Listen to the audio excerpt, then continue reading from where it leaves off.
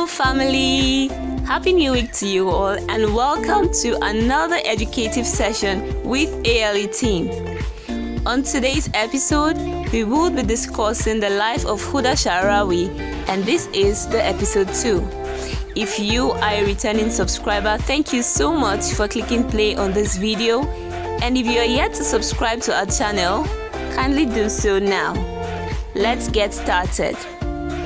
Huda began her journey into activism in 1908 when she helped create the first secular philanthropic organization operated by Egyptian women and a medical dispensary for underprivileged women and children.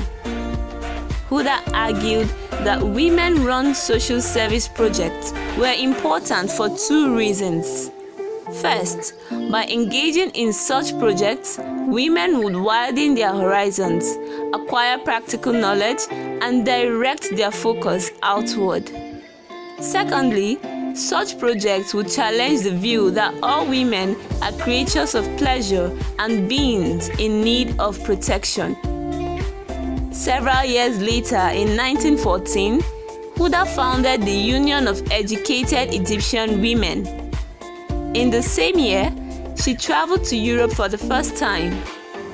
Huda and her husband were strong supporters of the cause of Egyptian independence from Great Britain.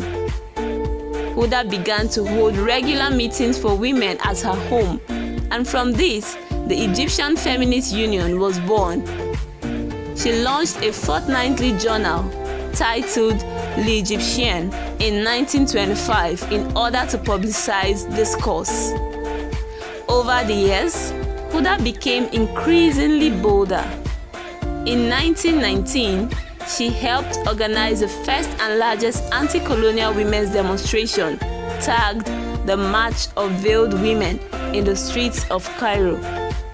1 year later, in 1920, she founded the Wafdist Women's Central Committee and went on to serve as its president. Egyptian women's open participation in the nationalist movement marked a turning point in the Egyptian society. Never before had so many women publicly engaged in political activism.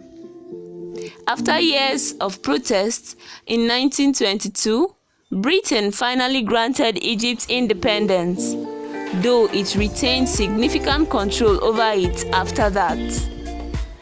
Despite their participation in the struggle for independence, Egyptian women were not invited to the table with their male counterparts when the time came to negotiate with the British.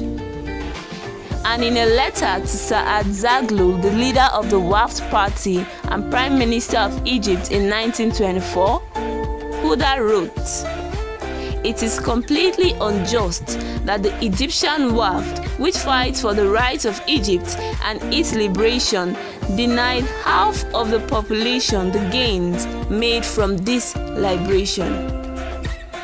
While Huda and her contemporaries were not given a seat at the negotiating table, their open engagement in Egypt's nationalist movement marked a turning point in the country's history.